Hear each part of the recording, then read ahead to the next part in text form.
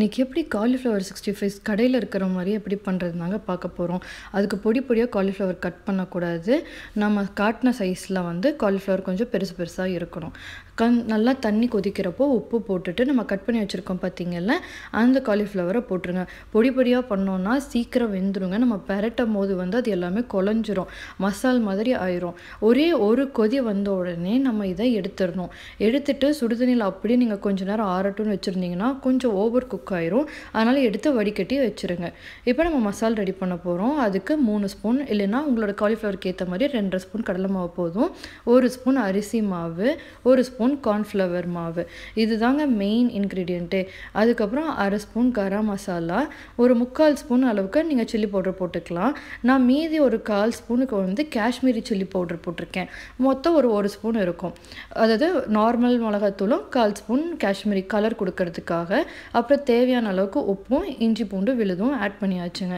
கொஞ்சம் பெப்பர் பொடியாக இல்லாதனால நான் கொஞ்சம் க்ரஷ்டு பெப்பர் தான் நான் போட்டிருக்கேன். இதை நல்லா மிக்ஸ் பண்ணிக்கணும். ஃபஸ்ட்டு தண்ணி ஊற்றுறதுக்கு முன்னாடி இதை நல்லா கலந்துக்கணும். தண்ணி ஊற்றினோன்னா கொஞ்சம் கெட்டியாயிரும். அதனால் நீங்கள் நல்லா மிக்ஸ் பண்ணிவிட்டு அதுக்கப்புறம் கொஞ்சம் கொஞ்சமாக தண்ணி ஊற்றி மிக்ஸ் பண்ணுங்க. எடுத்தோடனே நிறையா தண்ணி ஊற்றிட்டோன்னா தான் நம்ம பொரிக்கும் போது அந்த மாவு இருக்குல்ல, அது தனியாகவும் காலிஃப்ளவர் தனியாகவும் எண்ணெயில் ஆயிரும். அதனால் இப்போ ஒரு கன்சிஸ்டன்சி காட்டுறோம் பாருங்கள், அந்த மாதிரி நம்ம கலக்கிக்கணும். இப்போ நம்ம எடுத்து ஒரு ஃப்ளோவும் இருக்கணும், தண்ணி மாதிரியும் ஆயிடக்கூடாது. இப்போ ஒரே ஒரு பீஸ் காலிஃப்ளவர் எடுத்து எப்படி அது கோட் ஆயிருக்குங்கிறத மட்டும் நாங்கள் காட்டுறோம்.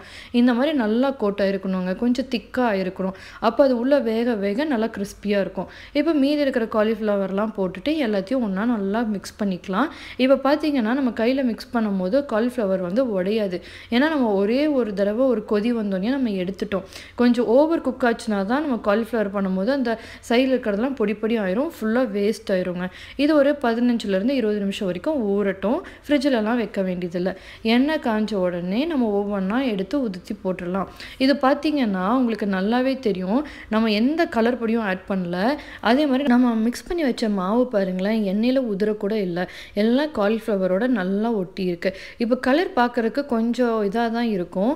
இப்போ பாருங்கள், கலர் கொஞ்சம் லைட்டாக தான் இருக்குது. அதே கொஞ்சம் எண்ணெயில் நல்லா ஃப்ரை ஆக நல்லா கலர் கொடுத்துரும். இப்போ எண்ணெய் கொஞ்சம் நல்லா சூடாகிட்டு காலிஃப்ளவர் பாதி வெந்ததுக்கப்புறம் நீங்கள் என்ன பண்ணணும்னா 2 பச்சை மிளகாயை ஸ்லிட் பண்ணி போட்டுடணும். கட் பண்ணக்கூடாது, பொடியாக ஸ்லிட் பண்ணி போட்டுருங்க.